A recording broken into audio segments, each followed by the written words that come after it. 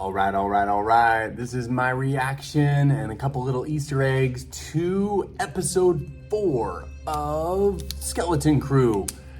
I'm liking the show, folks. I mean, this one was directed by the directors for Everything, Everywhere, All at Once.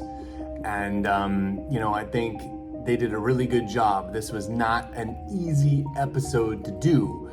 I'm thinking, you got your episode 1, episode 2, the quick bang, and then you got episode 3, a little bit more of a setup, and then it's not, people would maybe call this a filler episode, but I think you've got a lot of setup and a lot of questions answered and more questions down the road. But so we ended up really fast forward to at Akron. So one of the crown jewels of this saga, and so obviously it's not where they thought they were going to be at Aten. It is like a duplicate planet. Everything kind of looks the same but different. And fast forward, they meet Hena. So this child soldier of the I think the Troik.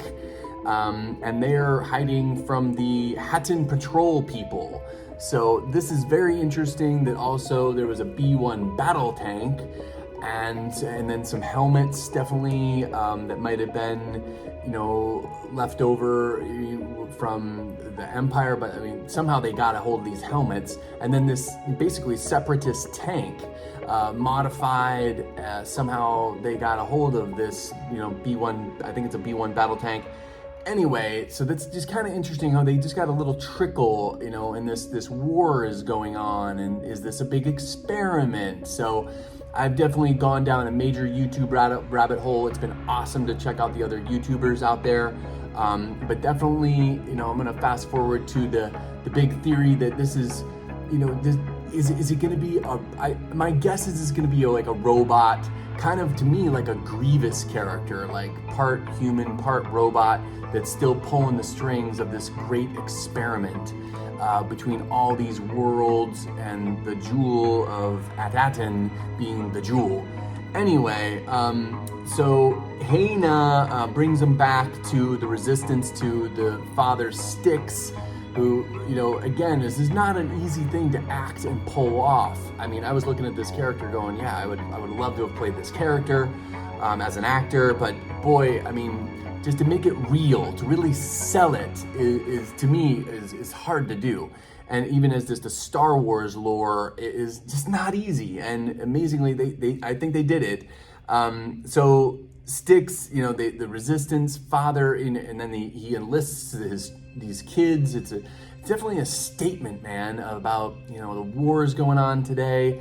And we really want to, can we ever get out of the war mentality, man? And it just screamed Ukraine. But anyway, training, they go into a training to see if they're worthy. That's a whole, interesting little skit, a little interlude for it. And then they're creatures that have been stolen by the what's it called, the Hatten Patrol, and basically the Opie. So they look very Opie from Tatooine, but they have horns. Anyway, they finally, they're about to go into battle, and then Jod shows up and returns the Opie. Great, okay, everything's solved, cool. And he just is like, yeah, I'll take the children, which was also funny to see some other YouTubers out there saying like, oh yeah, we'll just take the children. They're like, okay, yeah, sure, take them. Anyway, so then they finally head back to the Fallen Sanctum. They get the clearance to go check out the Fallen Sanctum.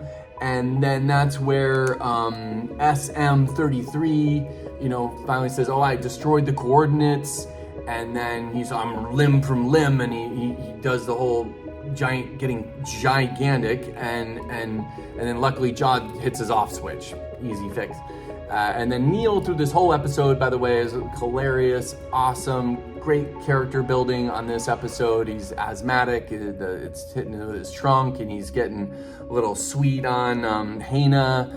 And it was really interesting and fun. I could imagine, man, I wish my kids were younger, they would get into this, but they're now 22 and 19, and yeah, anyway, so love the episode. I can't wait to see again, who is pulling the strings behind the curtain, and how all these planets, link together, and how that might, work in with the Imperial Remnant, okay? And just how they're gonna work it in. I really can't wait for that.